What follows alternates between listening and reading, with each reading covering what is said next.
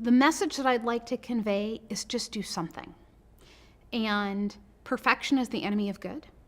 And oftentimes we're looking for perfection. And I believe that, for instance, I always say that the lowest hanging fruit in an emergency department are patients who are actively dying in an emergency department, are the ones that need the most help.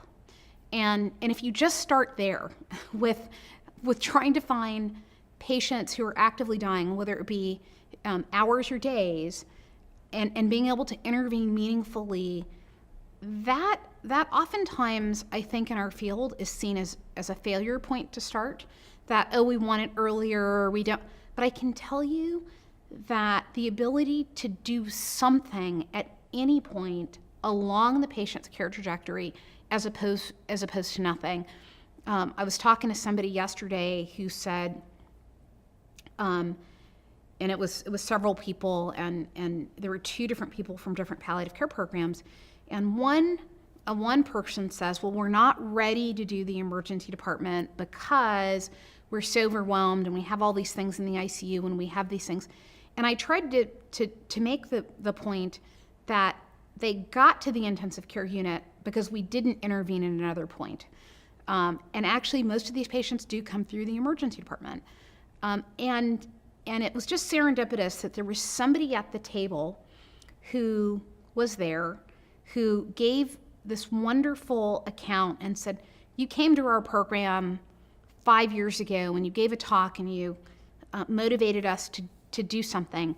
We taught our emergency clinicians, as a palliative care team, we taught our emergency clinicians about how to have a goals of care conversation in an effective way, and we set up direct lines for discharge from the emergency department for hospice care. And miraculously, the emergency department does it by themselves all the time. We've had such great success that we stopped counting the number of times that the emergency department did that. And so, and it was interesting because this person who was telling me this story, sitting right at the table with the person saying we're overwhelmed in the ICU, she said to her, she said, well, interestingly, we don't have to do anything. All we did was invest in training and setting up the processes, but the ED does it themselves.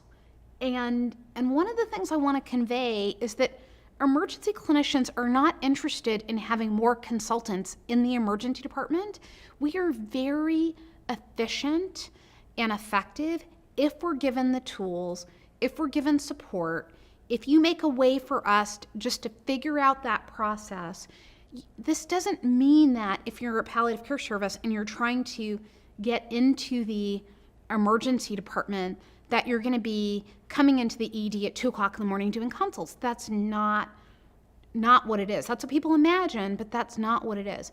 What it is about, how can we set up the most effective and efficient resources, processes, protocols, and support to get the patient what they need, and tailoring that to what you can do. And so I find that many people, particularly on the palliative care side, they're waiting for the magic moment. They're waiting for the moment that they're suddenly not going to be busy, which is never going to happen, and therefore the timing is really right. And we're gonna go to the ED now because we have more resources. I'm gonna say that with your current resources, there's not a single palliative care program in America that could not optimize palliative care in emergency department. Whether it be teaching them trigger criteria and then go talking to that hospitalist and saying, we're going to get some early referrals from the emergency department. Is that okay? Don't cancel our consult the next day.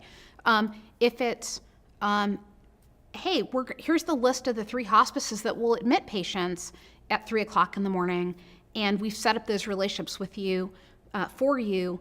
Why don't you let us know how that's going? It could be so small, but so impactful, because at the end of the day, it's that patient who's laying in the emergency department who is vulnerable to the system, and the only thing that really is going to change the outcome for that patient are are these individuals who've actually thought from a systems perspective, how do we make this better? So I'm gonna put the challenge out there that you don't wait for the magic moment to do something in the emergency department, whether you're emergency department personnel or whether you're palliative care personnel.